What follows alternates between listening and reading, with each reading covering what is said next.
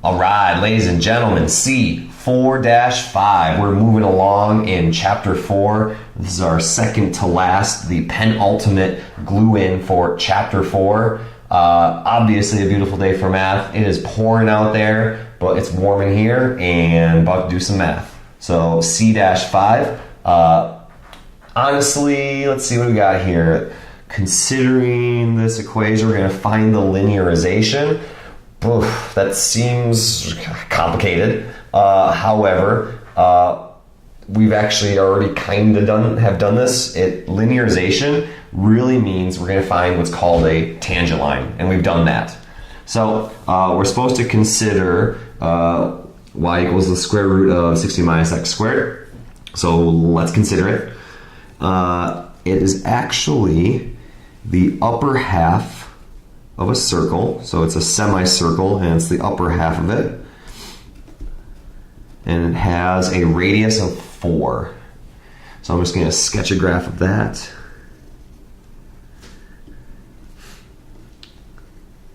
So there is our semicircle of radius 4, and it's the top half, and we're going to find a linearization L of x of this beast, f of x, at x equals 3. So 1, 2, 3. So we're going to find a linearization at this curve. And really, we're just talking about a tangent line. Really just talking about a tangent line. So we're going to find a tangent line at x equals 3, and we call this a linearization. And the appeal of this is that a line is much simpler than this equation right here. So this equation represents the whole beast. A linearization represents the original curve, but it only represents it at a small neighborhood. It's simpler, but that's definitely a positive. It's simpler than the original curve, but it only represents or only models the curve at that point. So if I zoom in, let's see if this works. Oop, losing focus. Will it zoom in for me? Oh, no. No, that's too close for the camera. But if we zoom back out,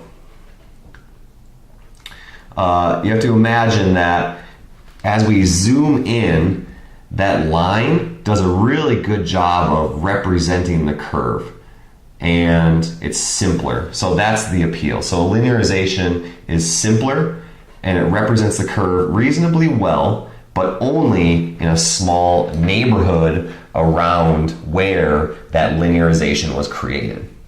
So how accurate is it? Well, let's first find the linearization and compare the linearization 0.1 away from where we built it and compare it to the y value of the actual original curve. And we'll see how accurate it is. So again, we're finding linearization. That means we're finding a tangent line. So I need to find my slope machine. So we're finding a tangent line of this thing right here. So let's see, that's 16 minus x squared to the 1/2.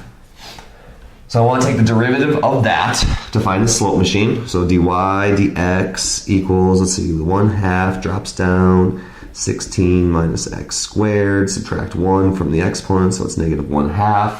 And then leave that doll alone. But then the chain rule, so now play with that doll. So out pops the inside function, and we take the derivative of that. Now, this is our slope machine, but looking at that, it's a little tricky to figure out exactly how the slope would end up being after plugging in 3. So I'm going to clean this up to simplify. dy dx. So let's see, I have 1/2, so that's those are my shelves. So 1/2, and then upstairs I would have negative 2x. Let's multiply. And then downstairs I would have this 16 minus x squared to the 1/2. So the 2's cancel. And then I'm left with, dy dx. dy dx equal negative x over 16 minus x squared to the 1/2, which is actually dy dx equals negative x over the square root of 16 minus x squared. So that is my slope machine. So I'm going to plug in 3 to calculate the slope at that point. 3 squared, which ends up being, let's see, negative 3 over root 7. So that's my slope. So we're going to create a tangent line. So we have a bunch of ingredients to collect first. So let's see. I need my x coordinate, which is 3. I need my y coordinate.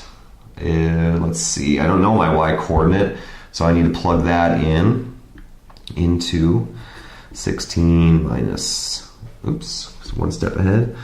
16 minus x squared, so 16 minus 3 squared. This is the original equation. And that gives me y equals the square root of 7. So now I have all my ingredients. So I'm going to plug it into the point slope equation. So y minus, and let's see, my y coordinate is root 7. And my slope is negative 3 over root 7.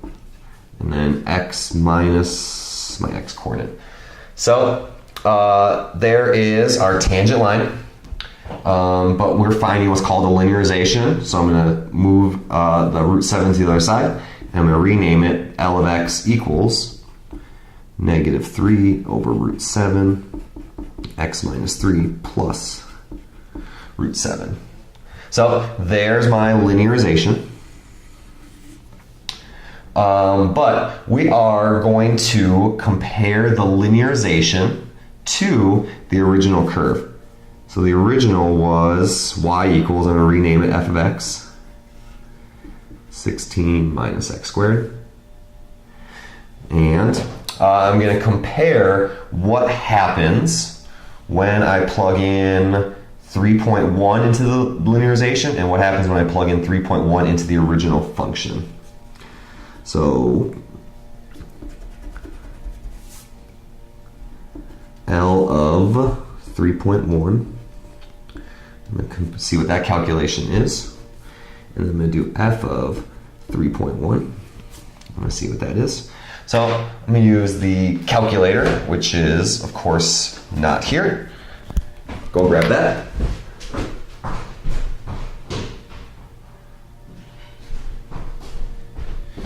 So I've got my calculator, and I'm going to use the calculator to calculate these values. So let's see, I have my linearization.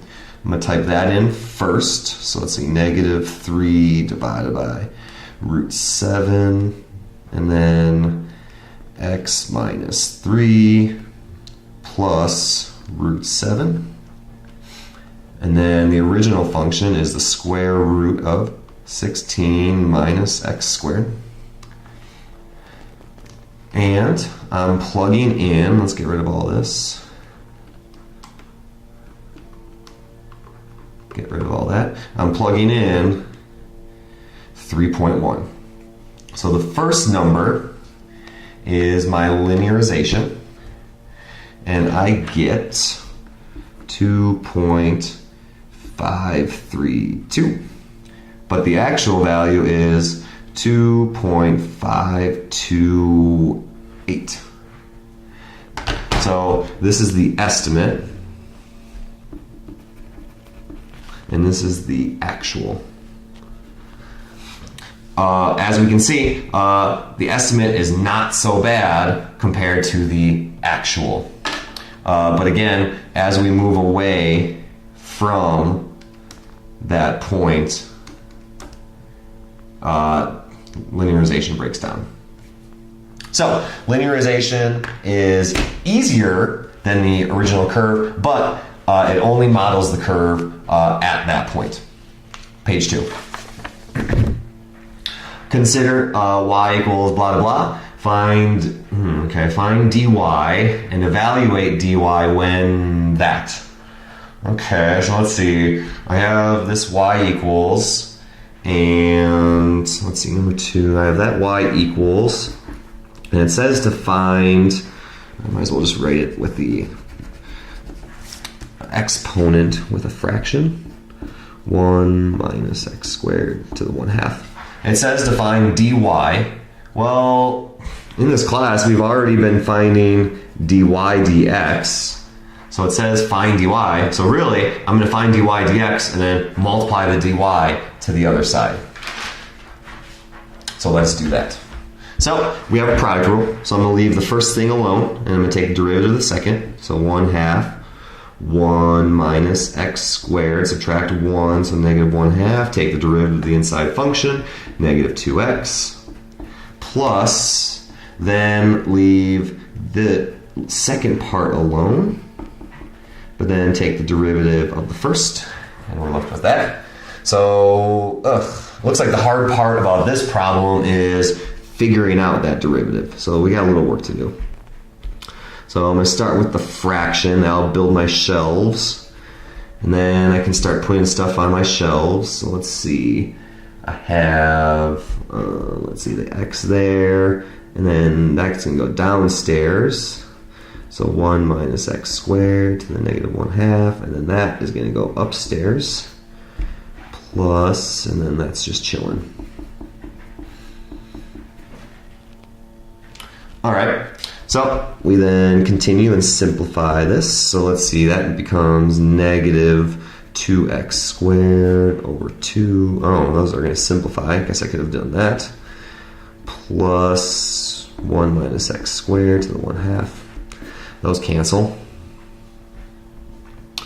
So let's see, dy dx equals, so let's see, I'm going to have two fractions here. Oh, I lost my negative here, going way too fast. Minus 1/2. So we're going to have two fractions here, two kind of nasty chunks of math that we need to combine. No, it is positive. Foolish. That is positive. We moved it down the stairs. So we have two nasty chunks that we need to combine. We have this, which has a numerator, and this piece, which does not have a numerator. So we're going to multiply the second piece by the denominator of the other one.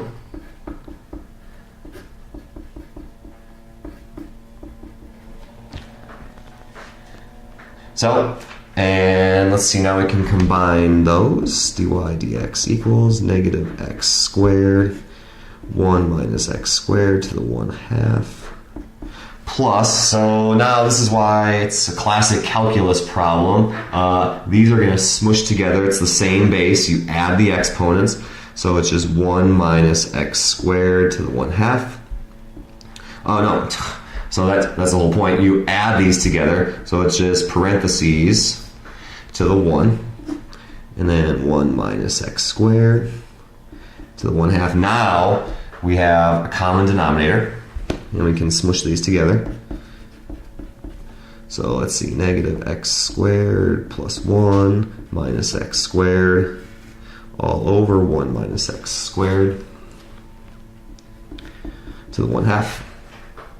And we can simplify, which would become, let's see, dy dx equals 1 minus 2x squared over 1 minus x squared to the 1/2. Woof.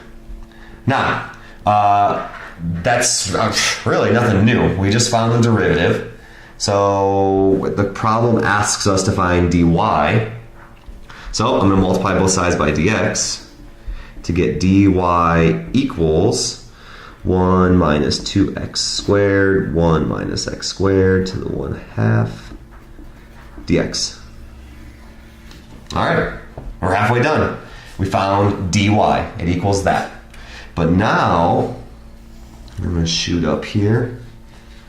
Now, I'm going to shoot up here, and we're supposed to evaluate when x equals 0 and dx equals negative 0.2. And I'm going to use my dy equation. I'm just going to plug in x equals 0 and dx equals negative 0.2. And that's going to spit out a number. So dy equals, let's see, 1 minus, and then it's 2x squared, which is 0. And then parentheses 1 minus 0 squared to the 1/2. And then times dx, which in this case is negative 0.2. So dy equals, I do that, let's see, 0 squared times 2 is 1, so just 1 on top, 1 minus 0 to the 1/2 is 1. So it's really just 1 over 1 times negative 0.2, which we do that, and it equals negative 0.2. So, that is the change in y when x equals 0 and the change in x is negative 0.2. So don't forget back when we started this whole discussion that dy dx is the change, it's the slope, it's the instantaneous rate of change of the original function. So that's the exact instantaneous change at that point. The change in y over the change in x. The slope, it's the instantaneous slope at one point. So it's exactly that. What we're doing here is we're estimating the change in y when we're at an x coordinate of 0 and the change in x is 0.2, negative 0.2. So instead of being exact, we're changing the change in x to 0.2. Normally the dx means infinitesimally small change. So back here at the beginning of this chapter, the whole discussion was we have 2 points. We're trying to find the slope between 2 points, but then we try to find the slope at one point by smushing those points on top of each other. So the change in the y and the change in the x is infinitesimally small. So remember, that was the whole limit as h goes towards 0. That's saying find the slope at 2 points by smushing 2 points right on top of each other. So the change in the y and the change in the x is infinitesimally small. That's the complete opposite of infinitely big. So the change in y is really, really small. The change in x is really, really small. When we did that, that found the instantaneous slope at that point. So what we're doing here is, instead of being infinitesimally small, we're making it finite and saying, okay, let's say that change in x is 0.2, negative. The change in y at that point turns out to be 0.2 also. So we're trying to approximate the change in y when the change in x is 0.2 at x equals 0. Whew. Page 3. Write a differential formula that estimates the change in the surface area, s equals 6x squared, of a cube. So that's the surface area of a cube. And we're supposed to estimate the change in surface area of a cube when the edge lengths change from a to a plus dx. So we're changing the side lengths of the cube, and we want to know what is the change in surface area. So really, we're talking about ds dx. So that's the change in surface area with respect to the change in the side length. And we do that, and we take the derivative of that, so it's just 12x. So that's the change in surface area with respect to the change in side length. So to find just the change in surface area, in order to find a formula that would approximate that change, I'm going to multiply both sides by dx. And we're left with this simple formula right here. The change in surface area is approximately 12 times the side length, and then times whatever that change in side length is. And that'll spit out an approximation of the change in surface area. You are now ready for 4-5.